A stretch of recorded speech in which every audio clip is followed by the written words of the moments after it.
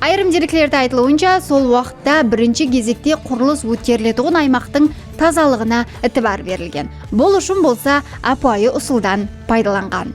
Бұл қандай ұсыл дейтін болсаңыз, жерде, суда, өсімлік дүниясында кеселіктің бар жоқлығын анықлау мақсатында сол жердің аңы атылып, оның ішкі құрылысы, яғни жүрек, бауыр, бөтеке сияқты органлары тексерілген һәм сол арқылы анықланған. Сол орталық таза болған жағдайда ғана қала құрылысына рұқсат берілген.